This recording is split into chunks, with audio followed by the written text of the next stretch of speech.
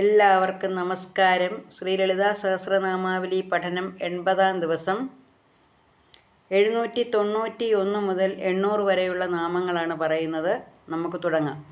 ഓം ശ്രീ മഹാദേവിയേ നമഃ. ഓം സത്യജ്ഞാനാനന്ദരൂപായേ നമഃ. ഓം സാമരസ്യപരായണായേ നമഃ. ഓം കവർദിന്യേ നമഃ. ഓം കലാമാലായേ നമഃ. ഓം കാമദുഃഖേ നമഃ. ഓം കാമരൂപിണ്യേ നമഃ. ഓം കലാനിധേ നമഃ. ഓം കാവ്യകലായേ നമഃ. ഓം രസജ്ഞായേ നമഃ. ഓം രസസേവധേ നമഃ. ഒന്നുകൂടെ പറയാം. ഓം സത്യജ്ഞാന ആനന്ദരൂപായേ നമഃ. ഓം സാമരസ്യപരായണായേ നമഃ. ഓം കപർദിന്യേ നമഃ. ഓം കലാമാലായേ നമഃ. ഓം കാമദുഃഖേ നമഃ. ഓം കാമരൂപിണ്യേ നമഃ. ഓം കലാനിധേ നമഃ. ഓം കാവ്യകലായേ നമഃ. ഓം രസജ്ഞായേ നമഃ. ഓം രസസേവധേ നമഃ. ഇതിൻ്റെ സാമാന്യ അർത്ഥം നോക്കാം. ഓം സത്യജ്ഞാനാനന്ദരൂപായേ നമഃ. സത്യജ്ഞാന ആനന്ദരൂപ, പരമമായിട്ടുള്ള,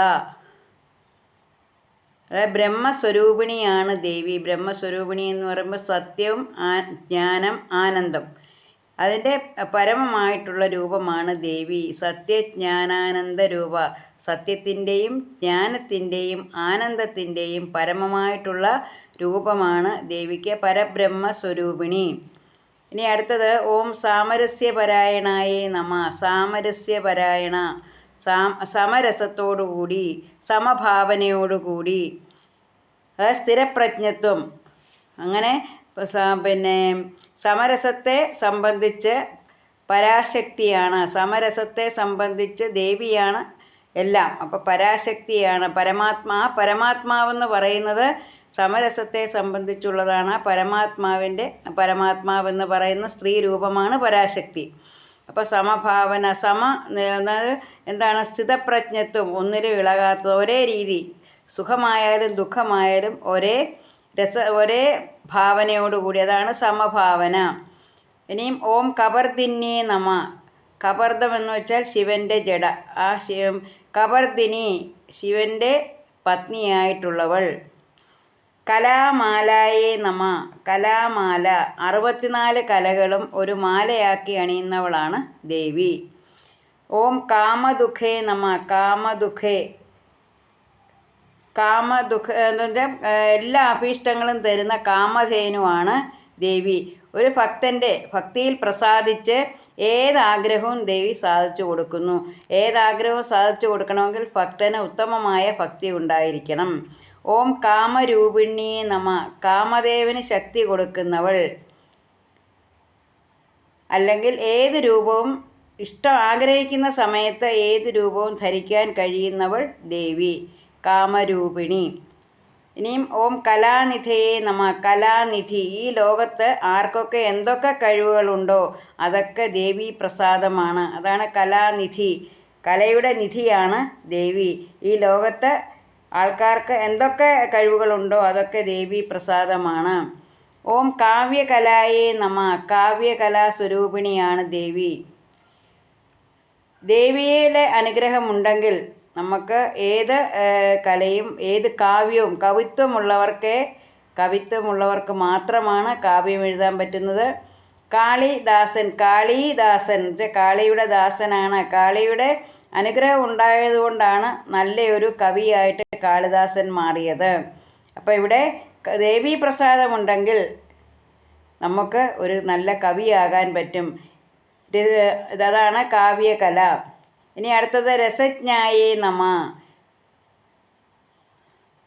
ആ രസവും, നല്ല കലയും കാവ്യവും ഒക്കെ അതിലടങ്ങിയിരിക്കുന്ന രസവും ദേവിയാണ്. രസിക്കാനുള്ള ഹൃദയം അതും തരുന്നത് ദേവിയാണ്. ആ രസവും ദേവി തന്നെ.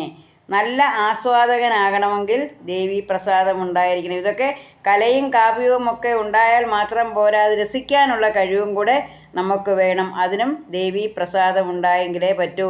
അടുത്തത് രസശേവതയെ നമ. എല്ലാ രസങ്ങളുടെയും ഖജനാവാണ് ദേവി. അപ്പോൾ ഒരു കലാസൃഷ്ടി, അത് ദൃശ്യകാവ്യമായാലും കലാമൂല്യമുള്ള കാവ്യങ്ങൾ ഉണ്ടാകണമെങ്കിൽ, കാവ്യങ്ങൾ ഉണ്ടാകണമെങ്കിൽ അതിന് ദേവീ പ്രസാദം വേണം. ദേവീ പ്രസാദമുള്ളവർക്ക് മാത്രമേ കലയും കാവ്യവും ഒക്കെ സ്വന്തമാകാൻ പറ്റുകയുള്ളൂ. അതുപോലെ ആ കലയും കാവ്യവും അതിനകത്തുള്ള രസങ്ങളും ദേവി തന്നെയാണ്. പിന്നെ ആ രസങ്ങളെയൊക്കെ ആസ്വദിക്കാൻ കഴിയുന്നതും ദേവീ പ്രസാദമുണ്ടെങ്കിലേ പറ്റൂ. അപ്പം നമുക്ക് ആർക്കൊക്കെയാണോ കലയിലും കാവ്യത്തിലും കലാരൂപങ്ങൾ ഉള്ളത്, കാവ്യങ്ങൾ എഴുതാൻ പറ്റുന്നത്, അതുപോലെ തന്നെ ആ കാവ്യങ്ങൾ കണ്ട് രസിക്കാൻ കഴിയുന്നത്, അതുപോലെ തന്നെ നല്ലൊരു ആസ്വാദകനാകാൻ കഴിയണമെങ്കിലും ദേവീ പ്രസാദം വേണം. ദേവീ പ്രസാദമുള്ളവർക്ക് മാത്രമേ ബ്രഹ്മജ്ഞാനവും നല്ല ആനന്ദവും കിട്ടുകയുള്ളൂ. അപ്പോൾ നമ്മൾ കാവ്യം, കല, രസം, അത് ആസ്വാദനം, ഇതെല്ലാം എന്താണ്? ഇതെല്ലാം ദേവീ പ്രസാദമാണെന്ന് മനസ്സിലാക്കുക. അപ്പോൾ നമ്മൾ നേരത്തെ തന്നെ പറഞ്ഞു 64 കലകളുടെയും അധീശ ദേവിയാണെന്ന് പറഞ്ഞിട്ടുണ്ട്. അപ്പോൾ അങ്ങനെ എല്ലാ കലകളും, നമുക്ക് എന്തെല്ലാം കഴിവുകളുണ്ടോ അതെല്ലാം ദേവീ പ്രസാദമാണെന്ന് ധരിക്കുക. അപ്പോൾ നമ്മളിങ്ങനെ ഓരോ ദിവസവും പുതിയ പുതിയ നാമങ്ങളിലൂടെ ദേവിയെ കൂടുതൽ അറിയുകയാണ്. നമ്മുടെ സാക്ഷാൽ ജഗദംബ എല്ലാവരെയും അനുഗ്രഹിക്കട്ടെ. ശ്രീ ലളിതാ പരമേശ്വരിയുടെ അനുഗ്രഹം എല്ലാവർക്കും ഉണ്ടാകട്ടെ എന്ന് പ്രാർത്ഥിച്ചുകൊണ്ട് നിർത്തുന്നു. നന്ദി, നമസ്കാരം.